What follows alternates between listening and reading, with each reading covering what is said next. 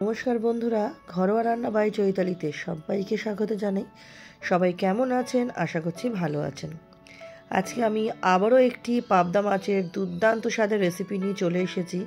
এটা ছোট থেকে বড় সবাই খুব ভালোবাসবে। দেখুন, আমি এখানে পাবদা মাছগুলো নুন, হলুদ আর সর্ষের তেল দিয়ে ম্যারিনেট করে প্রায় 10 থেকে 15 মিনিট রেখে দিয়েছিলাম। তেল দেওয়ার কারণ হচ্ছে যাতে মাছটা যখন ভাজার জন্য তেলে দেবো ফটফট করে ফেটে গায়ে এসে না লাগে, সেই জন্য। যেহেতু এটা আঁশবিহীন মাছ তাই ফাটার তো চান্সেস থাকে। অনেকেই আটা মাখিয়েও ভাজে, আপনারা আটা মাখিয়েও ভাজতে পারেন, আবার তেল মাখিয়েও ভাজতে পারেন। আপনার সাথে গল্প করতে করতে মাছ 3টে মতো মাছ আমি প্রথমে কড়াইতে দিয়েছি। মাছগুলো একটু বড়ো সাইজের, 3টের বেশি দিইনি। মাছগুলোকে এপিট ওপিট একটু ভালো করে ভেজে নিচ্ছি। বেশি কড়া ভাজবো না, তবে একটু কালারটা চেঞ্জ হবে, লালচে লালচে একটা কালার আসবে, সেই অনুযায়ী এটা ভেজে নিচ্ছি। একটা অনুরোধ করব, ভিডিওটি স্কিপ করবেন না, পুরো দেখার অনুরোধ রইল। লাইক দিয়ে দেখা শুরু করবেন, এবং স্কিপ করলে কিন্তু পুরো পদ্ধতিটাই মিস হয়ে যাবে। দেখুন, প্রথম ব্যাচের মাছ আমার এপিট ওপিট দুপিট একটু ভালো মতো ভাজা ভাজা হয়ে গেছে। এবার আমি একটা একটা করে মাছটা তুলে নেব। তুলে নিয়ে এরকমভাবে বাকি মাছগুলো আমি এখানে ভেজে নেব। এই পাবদা মাছের রেসিপিটা বন্ধুরা গরম গরম ভাতে খেতে এতটাই ভালো লাগে, তখন মনে হবে যে সাথে আর কোনো কিছুরই প্রয়োজন হচ্ছে না, এই দিয়েই খাওয়া হয়ে যাবে। ছোটরা যারা বা বড়রা যারা পাবদা মাছ খেতে ভালোবাসে না, আমার মতো অবশ্যই একবার বানিয়ে খাবেন, আমি গ্যারেন্টি দিচ্ছি ভীষণই ভালো লাগবে। সেকেন্ড ব্যাচের মাছও দিয়ে দিলাম। এদিকে একটা মশলা করে নিয়েছি, প্রথমে টমেটো, আদা আর কাঁচা লঙ্কা, আর এদিকে আমি 2-3 চামচ মতো কালো সর্ষে, অল্প একটু নুন, আর এতেও আমি একটা কাঁচা লঙ্কা দিয়েছি, দিয়ে বেটে নিচ্ছি যাতে আমার সর্ষেটা তেতো হয়ে না যায়, তার জন্য ভালো করে ছাঁকনিতে ছেঁকে নিচ্ছি। যাদের গ্যাস অম্বলের সমস্যা আছে ওনারা যদি সর্ষেটা এরকম ছেঁকে রান্নায় দেন তাহলে কিন্তু গ্যাস অম্বল হয় না। ভালো মতো সর্ষেটাও আমার ছাঁকা হয়ে গেছে, দেখুন আমি চামচ দিয়ে দেখিয়ে দিচ্ছি। আর ওদিকে আমার টমেটো, আদা আর কাঁচা লঙ্কার মশলাটাও কিন্তু হয়ে গেছে। এরপরে কড়াইতে মাছ ভাজার পর যে তেল আছে, ওই তেলের মধ্যে আমি বেশ 1-1.5 চামচ মতো কাঁচা লঙ্কা দেবো। আমি যদি ছোটো চামচগুলো ব্যবহার করি তাই ওই পরিমাণ বললাম। দিয়ে আমি টমেটো, আদা, কাঁচা লঙ্কা পেস্টটা প্রথমে দিয়ে দেবো।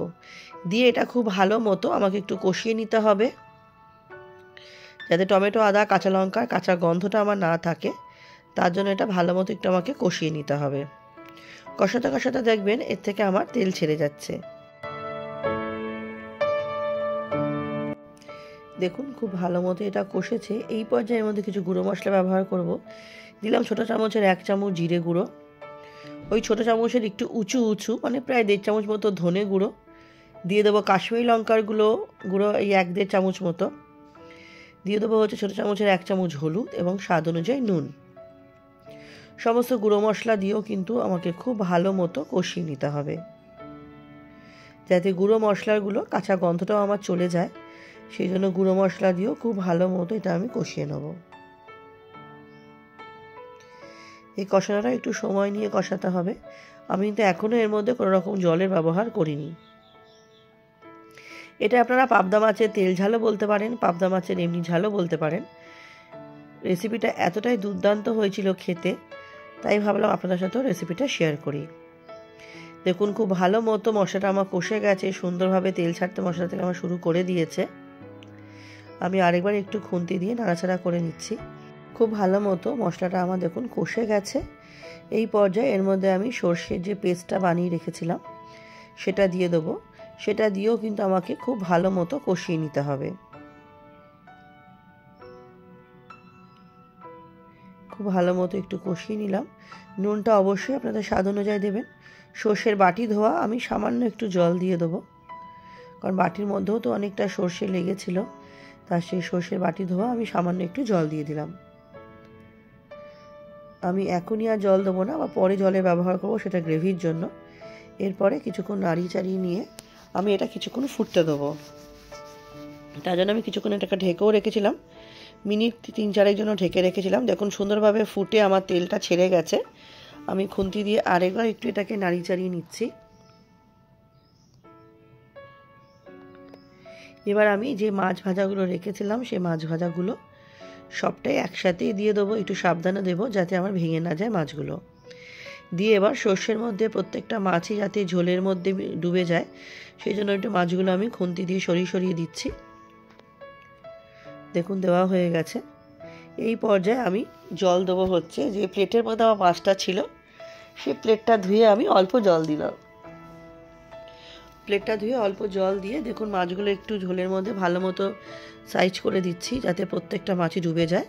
আমি আরও মিনিট 4-5-এর জন্য এটাকে ঢেকে রাখবো যাতে সুন্দরভাবে ফুটে যায়। মিনিট 4-5 পরে দেখুন খুব সুন্দরভাবে ঝোলটা ফুটেও গেছে আর দুর্দান্ত একটা কালার এসেছে।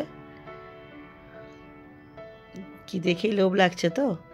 আপনারা আর কারা কারা পাবদা মাছ খেতে ভালোবাসেন অবশ্যই কিন্তু আমাকে কমেন্ট করে জানাবেন। আমার রেসিপিটি ভালো লাগলে অবশ্যই কিন্তু লাইক দিয়ে দেখা শুরু করবেন, সুন্দর সুন্দর কমেন্টের মাধ্যমে উৎসাহিত করবেন। লাস্টে আমি গার্নিশিংয়ের জন্য ধনেপাতা দিলাম। এটা দেখতে যতটা ভালো হয়েছে খেতেও কিন্তু অপূর্ব হয়েছিল। আমার চ্যানেলে যারা নতুন, ভিডিওটি ভালো লাগলে চ্যানেলটি সাবস্ক্রাইব করে পাশে থাকা অনুরোধ রইল। পাশে থাকা বেল বাটনটি প্রেস করে অল নোটিফিকেশানটা অন করে নেবেন যাতে আমি যখনই চ্যানেলে নতুন নতুন রেসিপি দেবো সবার আগে আপনাদের কাছে নোটিফিকেশান পৌঁছে যাবে। এবং ভালো লাগলে বন্ধুবান্ধব পরিবারের সাথে শেয়ার করবেন। মাছটা আমার রেডি হয়ে গেছে, এবার আমি পরিবেশন করে দেখাচ্ছি। দেখুন কতটা অপূর্ব দেখতে হয়েছে, খেতেও কিন্তু দুর্দান্ত হয়েছিল। তাহলে বন্ধুরা রেসিপিটা কেমন লাগলো অবশ্যই আমাকে জানাবেন। আমার সাথে ভিডিওটি শেষ অবধি দেখার জন্য আপনাদের সকলকে অনেক ধন্যবাদ। তাহলে আজকের মতো ভিডিওটা আমি এখানেই শেষ করছি।